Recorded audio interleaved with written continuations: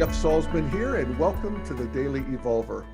Today, I am joined by my dear friend and a dear friend of the Daily Evolver for many years, Dr. Keith Witt. Hey, Dr. Keith. Hey, everybody. Hey, Jeff. How you doing? Great. How are you doing? Good, and good to be with you. As always, it's fun to be with you. Yeah. So today, we wanted to talk about this amazing arising that is happening in our culture, where women are just saying no more to this sexual thing that men have been doing. And we have seen, the mighty fallen. Matt Lauer, Garrison Keillor? Garrison Keillor? Really? Keillor? It's an amazing thing. And so I love talking to you because, of course, you're a psychotherapist for all these years and many tens of thousands of sessions with individuals and groups and couples. And you have, such a good feeling of, the cultural thing, what's arising in your clients, patients. And I love where you end up, which is we need to be more pro-sexual. Yes. All right, so take it away. Tell us a little bit about that, how you see that working. Well, even though there's some scary elements to a cultural convulsion like this, it's scary. This is, there's a certain kind of mob energy going around and everything. But I have this sense that I'm seeing the most rapid cultural shift that I've ever seen in my life. And I've seen more cultural shifts than any other person in human history, as have you. Yeah. And this one is so fast that I'm observing the shifts in the lower left and the lower right as they're happening. I'm observing them, and on the upper left, I'm observing my own shifts. I have conversations where my point of view is changed about events. Okay, let me stop you right there. Me too. I feel differently about women today than I did a month ago. Yeah. So tell me what's happening for you, and I'll share mine. Well, first of all, evolution. I guess I was naive and arrogant, which certainly I've been capable of doing many times. I was experienced myself as a big advocate of let's all be healthy sexually, since I was a kid, actually. And certainly from the 70s onward, I was certified as a sex therapist in 1975. It's one of the things I do. And so I've been talking to everybody involved in this. I've talked to the women that have brought sexual harassment charges and guys who had women bring sexual harassment and endless people that have been abused at every level. And there was a period of time where I worked with offenders. Though I don't anymore, don't work with offenders, but I did. And so I thought, okay, I've kind of got it all down. I thought that my integral moral system kind of was intact. And this last thing that has gone on has caused me to make shifts. Here's a good example.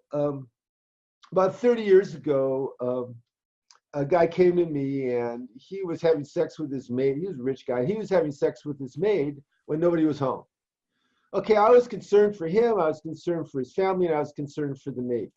Right? And I finally encouraged him to stop having sex with the maid.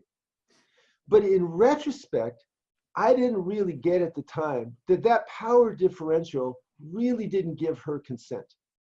Okay, and so looking back, I go, Keith, that was a blind spot. You to a certain extent objectified her because I put her in a category different from him and his family. Even though I was concerned, I wasn't as concerned.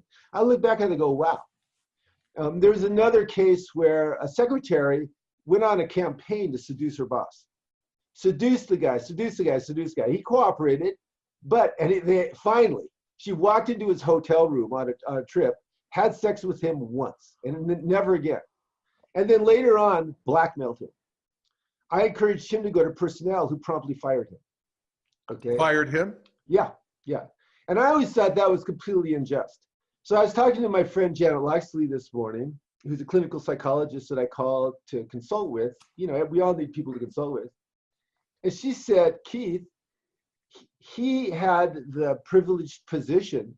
As soon as he let her into the hotel room and participated in the flirtation, he'd violated the norms of his workplace and he was at fault.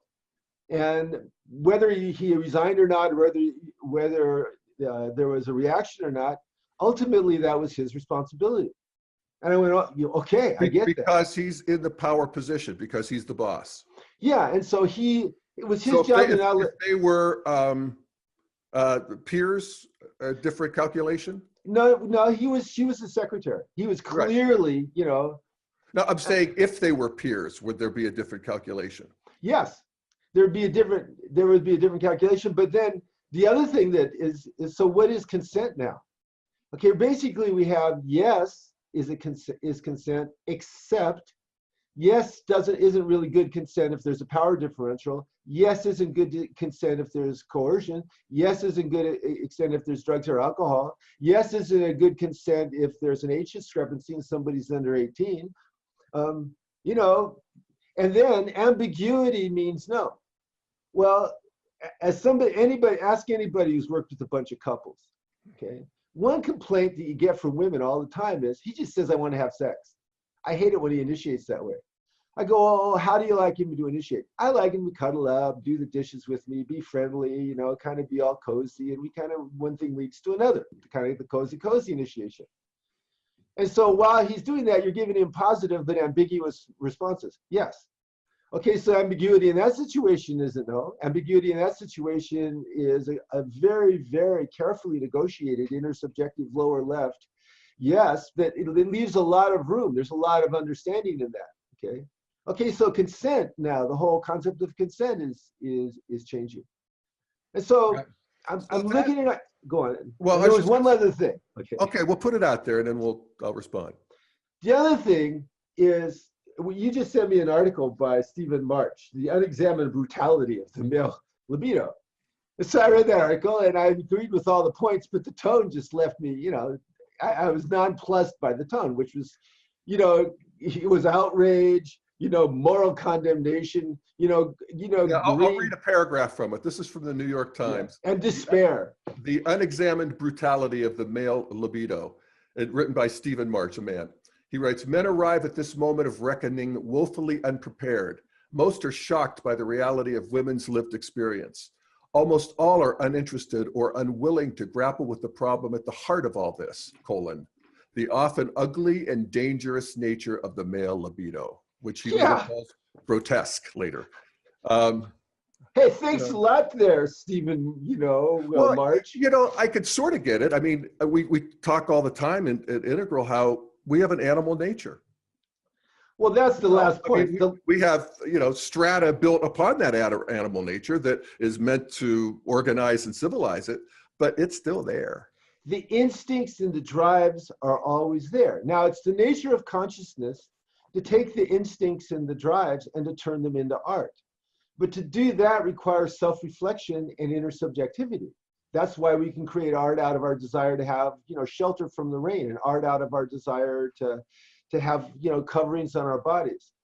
But if you have a culture which has historically been an anti-sexual culture in the United States, you don't have that self-reflection or that intersubjectivity.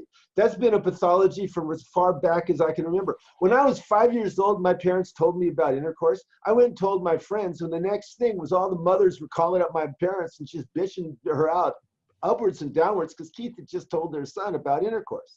Okay. Right. My grandmother was fired for teaching sex education in the 30s at a junior college in Los Angeles. Yeah, but this isn't just America. This is any traditional structure. They don't want to talk about sex. Victorian. That's the nature of the traditionalist mindset. Because actually, and it's right on schedule in a sense, because they're trying to organize the red. You want rape culture? Let's look at the red warrior culture. There's a rape culture. Rape culture. You can appreciate the purpose of this, the propriety that comes online. Yes. In traditionalism. And Yeah, and then I love that. see, once we're organized, once we're civilized, it becomes suffocating, and we're Mhm. ready to move to the next thing, which we did, in spades in the 60s, and you were part of that. I sure was. I was enthusiastic too. Yeah. See, I was kind of still bound up because I was a gay guy, and I didn't know quite how to work it all, but I figured it out. Well, also, there's another thing that comes out of this. Of course, actually, let me just stop there. The fact that I could be a gay guy figuring it out, thank you, modernity. Thank you, modernity. Yeah. And not only that, to me personally, being, almost mostly straight guy, you know, when I've been in environments where guys have hit on me, I like it, Yeah. You show some gay guys, somebody putting down his pants, with a big erect penis, and every woman on the planet will be turned off by that. But if you have any gayness in you, you'll go, wow, Yeah. that's a pretty good looking erection you got. You see what I mean? I mean, things change with various orientations, not to mention the masculine and feminine. Yeah. And not to mention normalizing sex. That's why the whole thing of this is we need to become more pro-sexual, and particularly more pro-sex conversational, and particularly more pro-sex conversational in the family. Yeah. If there was a bunch of 11-year-olds listening to you and me now, I wouldn't be saying one word different, because 11-year-olds, pre-adolescents, need to be having this level of conversation on an ongoing basis, because the mores and the standards and the strategies are so complicated that you need an ongoing open conversation with someone who knows what the fuck they're doing to be able to develop that kind of mature sexuality. And most of these guys who are acting out are basically acting out adolescent objectification sex fantasies that for some reason they were powerful enough to do and they became addicted to. And these are classic addiction behaviors. Yeah. Well, a couple things ways we could go here, but let me just to complete what I was talking about before. Yeah. How I have grown, how my consciousness has been raised in this last month is I see women more as people. Aww.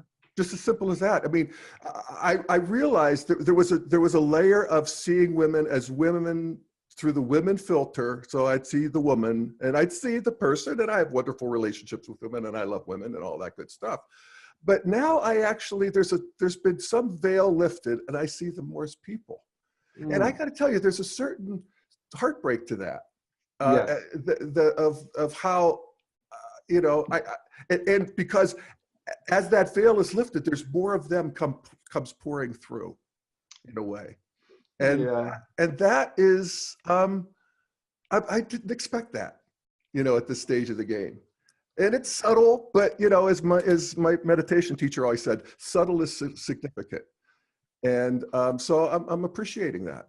I love that. I was talking to Janet, and the statistics are pretty clear. 28% of women and 16% of men have some sexual intrusion before the age of 18. But I frankly have never known a woman who hasn't been sexually intruded upon or harassed by a guy. And I was talking to Janet about it. Janet, when she was in her first year of graduate school, went to her first party, and her professor, who was teaching her ethics class, sat down next to her and put his hand in her pants. Yeah. And she never was alone with him again. And so Janet and I were talking. Janet said, I've never known a woman who doesn't have a story. And frankly, I've never known a woman who doesn't have a story either. And I've known guys who've had stories, but not every single guy. Right. Okay? Yeah. I mean, guys have sexual trauma stories, but their sexual trauma stories tend to have less to do with, being raped or intruded upon or molested, and more often to do with other kinds of stuff, sometimes dealing with other men. Well, I hear that, and I think that's true. I mean, all the women I know pretty much have some story like that too. Mm-hmm. Some of them liked it. Oh yeah. Some of them. I was talking to a friend of mine, and she said, actually, I remember, it was a few years ago. She said, I miss that men don't whistle at me anymore. She's just getting older. And she said, I liked it and I'm sad about it. And she was actually kind of depressed about it. And, I think one of the things that integral theory helps us see is that in these structures, basically what we're talking about is some vestige of male privilege, patriarchy, the stuff that goes back really thousands of years, actually. Right, de seigneur, the Lord gets to have sex with the woman on the first Totally. night after, all that stuff. Yeah. So as we see, as we see this, through our current eyes, we could see that women were participating at every stage of the game. And that actually it was a system that worked for all of humanity. Red worked for humanity. It was an appropriate stage, as ugly as it is, after tribal. We got bigger societies. We got more calories. We got, all that good stuff. And then, traditionalism is another stage, and then modernity and post-modernity. And, it's all still there. And, well, first of all, I want just a little moment. But I wanted to say that women participated in it too. Yeah, but so I want to just have a little moment of appreciation for your courage as a man saying the words. Some women liked it. Yeah. On your podcast. I know them. Yeah. And some women perpetrated it. Another friend of mine talked about how she always went for the alpha guy at all the conferences, wherever she was, until one day she met one of their wives. And just this big moral shame thing came over her, and she stopped doing that. But that was the first, till she was in her 40s. Well, now we're getting back to consent.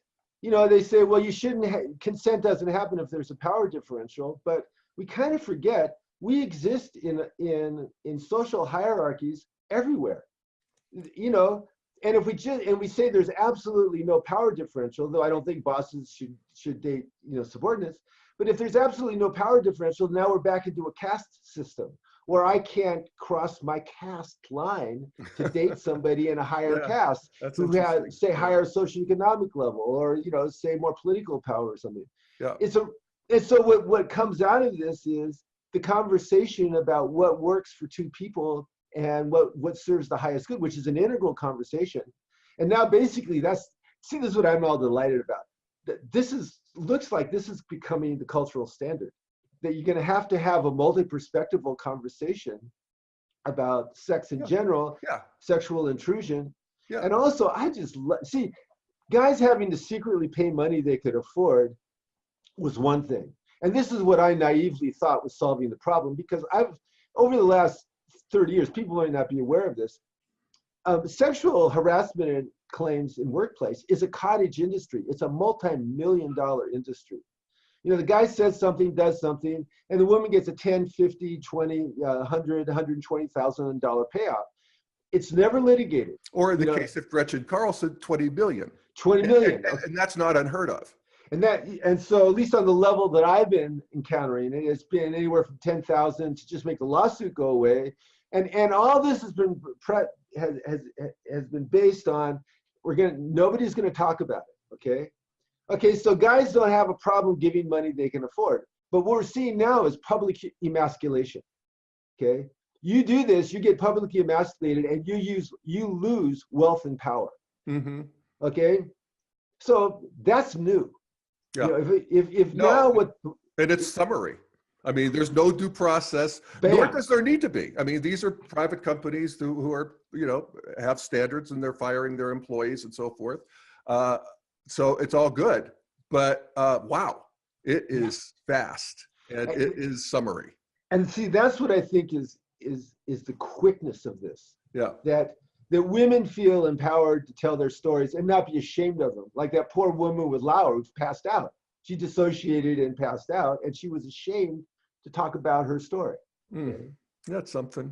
Oh man, well, that's not the first time I've heard a story like that. No, me either. Actually, I had heard about that too. But let me just, so one of the things we're talking about here is, let's see, that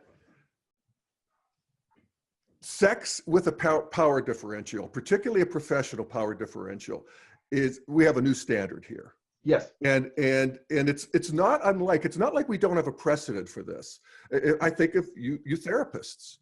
If you're going to start having romantic or sexual relationships with a client, you have to resign. It's a felony. You It's go a to jail. felony. Wow. It's a felony. You have sex with a client within I 2 thought you years of guys were working with them. just kind of being sort of, you know, It's a cool felony. about it. Yeah. All right.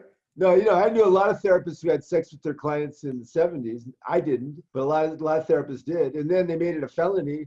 And I really haven't heard about too many cases since they made it a felony.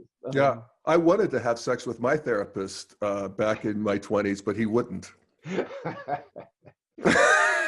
Well, I'm sorry for you, and I'm proud of him. Yeah, I know. That was not my finest moment, but. No, it's okay. You're the client. I remember a woman walking out of a session once. Her boyfriend wasn't interested in her, and we had our last session. She said, "Call me sometime," and I felt this rush of sexual energy go through me, and I thought, God, my unconscious started talking me into it. I said, "Unconscious, shut the fuck up," and it did, because there was no. But it was interesting what a profound reaction that was for somebody that thought that this is absolutely no problem for me. And you see, there's the thing. These are the conversations that haven't been happening. Yeah. And the sexual conversation, men have an instinct to ravish. Women have an instinct to be ravished. Yeah. Okay. Women have an instinct to be ravished when they feel like it. Yeah. Men have an instinct to ravish when they feel like it. The instinct to ravish sends them into levels of arousal that cause them to lose empathic attunement and objectify women. Okay, these are the drives. Now, we got to deal with them one way or another, and pretending they're not there hasn't worked very well. Well, and actually, to the degree that we can sort of control them and get our arms around them, then we can liberate them to ravage me. Yes. And so let's actually, now we got all that out of the way, let's actually go for it. Yes. It's exactly right. It's the most common sexual fantasy for every variation of eroticism is there's a director and a follower. There's a dominant and a submissive. Yep. There's something about the polarity of that.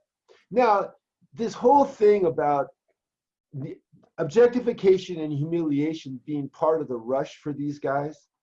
Okay, now this is a particular form of addiction.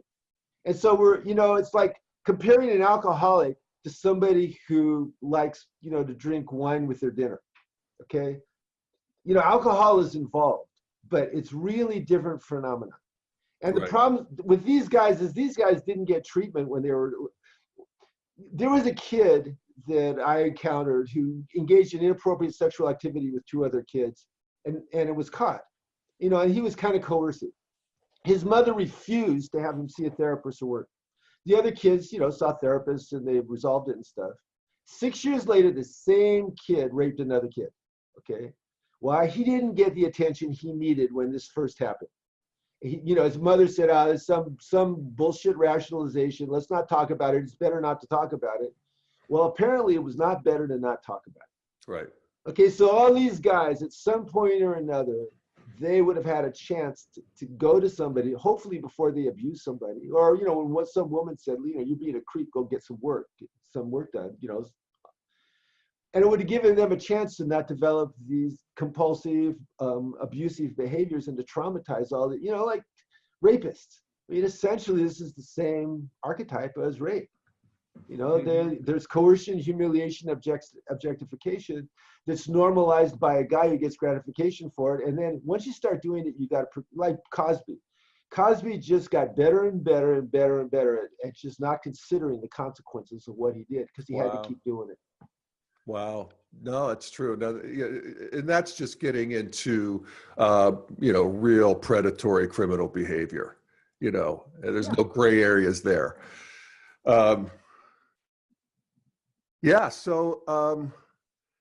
So one of the things that's confusing to me now is now that I'm seeing women more as people, I think I still have the woman filter on there too. And I don't want to get rid of it completely, I don't think. But what I'm noticing is, complimenting women on their looks, telling them they look pretty. I used to do that occasionally just to a stranger. If it was a pretty woman or I was feeling good, it was a pretty day, whatever. I had a woman not like it. And I got it that, that's not always the thing to do. But so this is my dilemma. This is my little shred, that I'm working on, as the culture's going through this. But, are you seeing this in your clients? Are you seeing a difference? Well, first of all, this is one of the things that drew me so much to data 20 years ago. It's like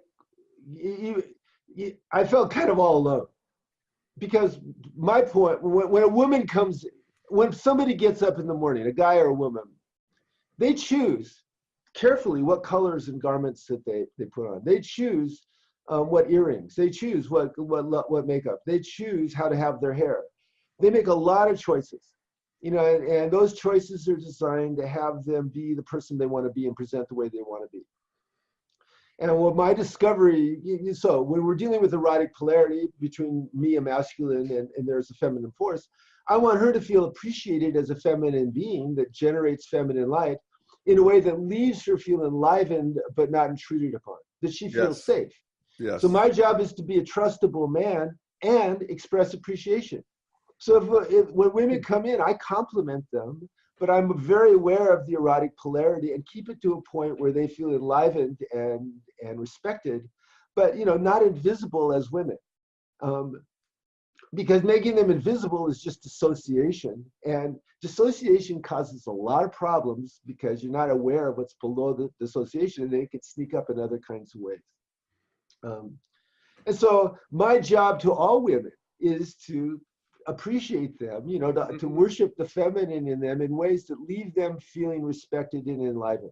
Yeah, I like that. That's a good, that actually helps guide me to enliven but not intrude. Yeah. That's my job. My job as a masculine person is to spread that into the world and advocate for that and teach men and women how to do that better. And particularly teach guys how to do it. I can't tell you how many guys where the first time that they've ever talked about stuff that they do that's not on the top of the bell curve was with me. And the first reaction is always to be completely relieved that I normalize it. And impulses are not acts. Fantasies are not acts. It doesn't matter what people fantasize. 30% of guys have fantasized having sex with 1,000 different women. Okay, they have not had sex with 1,000. So there's a difference between an autoerotic existence and an existence with other people. It's because if you pathologize your own thoughts and feelings and impulses and what gets you off, you're going to try to dissociate from it or rationalize it and cause problems. If you embrace who you are and then find a way to have a fulfilling sexuality in your life, given who you are, with people who can accept and understand you, even if they don't participate in stuff that you like, that's what we want more of. And that is such an incredibly complex and demanding and challenging activity that changes over a lifetime, that is something that should be started pretty much when kids start to talk. As this is how it was with my kids, and a conversation that continues for the rest of their life with people that they understand and that understand them, to help everybody have healthy sexual development. And that's what's missing in our culture and what we need in our culture. And that's what's driving a lot of this. Now, so here we have the sexual revolution in the 60s. This is the postmodern contribution to sex. Is it, suddenly we got birth control, abortion, women are freed from these traditional roles, and we can have sex. And so green is more sex positive. You got to that's really green is more sex positive. It really is. I mean, modernity has sort of a don't ask, don't tell around everything, Right. And then traditionalism is sort of uptight. But so green is friendlier to sex. And when you talk about the sex-friendly, sex-positive thing, I think we see that happening in green households. I mean, with kids, wouldn't you say? Or is there another level of helping kids along here? Yes. How do you see that? Well, first of all, I mean, I have extreme standards of openness. Yeah. I mean, there's never a question that my kids asked that I didn't answer in a way that fit their level of cognitive development, and that's my standard. And as I said, sex in every form, healthy and unhealthy, was openly discussed to this day. my kids were here for both of them for Thanksgiving. They're 29 and 32. And we had lots of fun conversations about all this stuff that you and I are talking about. Generally, parents are very inhibited, almost every level, about talking about appropriate sexuality for children. They're inhibited talking about the difference between healthy and unhealthy sexuality with children. They're pretty good these days about it's my body, I can do what I want. And then also they're pretty good with it's perfectly natural. That's good. Mm-hmm. But now we're beginning to get into forbidden territory when we're having parents being able to talk to kids about feeling sexual arousal and how that fits normally into their life and into their experience. Well, Okay. let me just add an insight here. This is sort of often pointed out about sort of one of the downsides of green sexuality is men and women are so equal. And, we get that women are people too. And so there's, what's not allowed back online yet is that, that tension between dominant and submissive.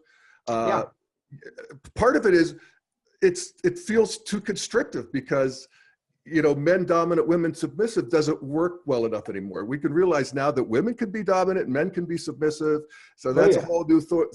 So there is a green repressive streak. Oh God, yes. Yeah. Oh, in that article, just green outrage and despair. Guys are so fucked up, and male sexuality. On and on and on. That it's just, toxic. There's just something toxic about men, period. I don't mind that Matt Lauer had a fantasy of calling a woman into his office to have sex with. I don't mind the fantasy. What I mind is that he rationalized himself into actually doing that with a woman. Okay. Yeah. On that, when he started having those fantasies about objectifying and humiliating women, he should go and talk to a therapist about it and said, okay, you and your wife probably need to have conversations about how this can happen in a way with you guys. It's fun for both of you. Okay. Yeah. Yeah. Okay. Well, that takes a lot too much time and energy and growth for apparently powerful guys. Yeah. And also when we're dealing with consent, sexuality needs to be recognized that it has many, many, many forms. So, for instance, there's a new thing called, what's it called? It's not called seeking an accommodation. It's called seeking arrangement. Okay, you can Google seeking arrangement, and there are young women who want to have a guy where they're essentially going to be his lover, and he's going to give them anywhere between $10,000 and $30,000 a year. And then, they hang out, and he takes her to parties and so on. They have sex and so on, and that's the arrangement. Okay, seeking arrangement. There are 100 young women in Santa Barbara, a lot of them UCSB students, advertising seeking arrangements. Really? With older guys. Yeah. Wow. In LA, there's a whole lot of Russian women doing it. I guess there's kind of some kind of, pipeline of Russian women going to LA and doing the seeking arrangement thing. Okay. Wow. Now there's a power differential, but there's a frank negotiation there. And it's kind of a more kind of girlfriend experience of prostitution. Right. But we're now beginning to see levels. Okay. On a particular level, there's coercion, which is always horrible. Human trafficking, horrible. Omnipresent throughout human history, but horrible. On a higher level, we have people that psychologically have, to a certain extent, equal capacity for consent. One person has resources. I want to provide my resources. I'm willing to provide sexual engagement for some of your resources. That seems like a clean interaction to me, though there's psychological consequences. Yeah. Okay, now, say Matt Lauer did a seeking arrangement thing with some woman who was willing to come into his office and have sex with them because they had a deal about it. Okay. Yeah. All right, we never hear about this. She wouldn't, complain about it. Right. But because he was caught in his adolescent objectification fantasy and thought, guys who do this are always imagining the women enjoy it. Like rapists enjoy it. The way imagine it. That's the level of objectification. That's the crazy. That's something. Wow. I know. Yeah. It's just crazy. Yeah. Wow. Yeah. So that's what we're learning. That's what we're learning. So there is a, there's a stage where by containing this and really getting our arms around it and seeing what the new rules are, where everybody's really respected and these power differentials are out in the open. Yeah. then we can have fun with them. Yes, and that's integral. Because I want to have the fun. I don't want to lose the fun here. And I'm feeling like, some of these articles I'm reading are anti-fun. Yeah, yeah, and that's green pathology, if you ask me. If you think about it, when you get to the second tier, the capacities for adult play are multiplied. Yeah. Okay, because everything's on the table as long as we're looking for some kind of shared intersubjectivity that feels good to both of us. Yeah. Okay, and we're not constrained necessarily by amber constraints. We're not into orange competition. The whole trophy wife thing. Okay, well, okay, that creates problems. There's a particular kind of objectification that goes on, and I've dealt with that over the years. And those relationships are better or worse depending upon a wide variety of things. But when you get to intervals, sure, let's play. Yeah, it reminds me of the podcast I did with an integralist we both know who is into S&M. Oh, there you go. She was like all about it, and there's a whole subculture there where these people know exactly what they're doing, and they are creating all sorts of different kinds of pleasures for you. I've worked with them. I had one guy, he really liked me as a therapist. He said, Keith, I want to list you on the S&M website as a guy who's real S&M friendly. And I said, I don't think that I need that particular form of advertising, though I'm very honored by the fact that you relate to me as somebody who gets it and is a pro S&M healthy sexual guy. Right. Well, when you start getting into all these like accoutrements, it makes me nervous. So, well, unless you both like your accoutrements. I'm just saying me. Yeah. Right. It's all good. So. All right, my friend. Well, thank you for helping me sort some of this out. It's again, we just have to pause and see what's happening under our feet. Yeah. In real time, day by day, week by week. This Harvey Weinstein thing was, I don't know, was it 6 weeks ago? Really? Just something like that. God. It's just an amazing thing. So, well, thank you for helping me. Having the screen off with women, that's really fits with me. I was talking to my friend Janet, and she said, I don't know any women, and I thought, I don't either. And I thought, God. I kind of have blocked out the fact that every woman I know is carrying around a sexual trauma where some guy intruded. Yeah, enough already with that. Yeah, enough. I'm. Yeah. So I'm good with the way things are going here, and pretty excited about it actually. It's fast. As long as we keep the fun. Yes. All right. Yeah. Well, okay. You and I are here. Jeff and I are here. We're two guys who are willing to talk about it without a woman present. Which, I know, really. Which is a little bit of hubris there, but also I gotta say, guys have to talk to. Guys have to talk to, and yes, and hopefully all this, what it'll lead to is more joyful sexuality at every single level of development.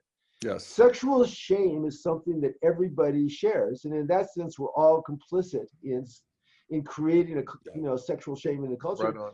So the shame is the don't look emotion. So let's all look and we go, okay, we do the fun stuff that's mutual respect, and you don't do the stuff that injures people, and we keep the conversation going. And if you make a mistake, you go, oops, I'm sorry, and correct it. Yeah. And if you're one of these guys who are compulsive, get into treatment, get into recovery, just like alcoholics get into recovery. Alcoholics have to deal with the fact that they caused endless amounts of damage when they were drinking. These guys are going to have to face the fact they caused endless amounts of damage, and hopefully they'll make amends in addition to financial stuff, but psychologically to the women that they injured. Yeah, and become better people. Yeah, that's what we want. That's what we want. All right, Dr. Keith Witt, drkeithwitt.com, right? Dr. keithwitt.com, that's right.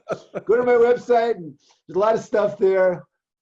Please come and enjoy it. Yeah. Become a member. I'll send you stuff every once in a while. And we'll see you back here soon, Keith. And thank you, everybody, for listening. We'll see you back here on the next Daily Evolver. Much love to everybody. Bye-bye. Much love. Bye.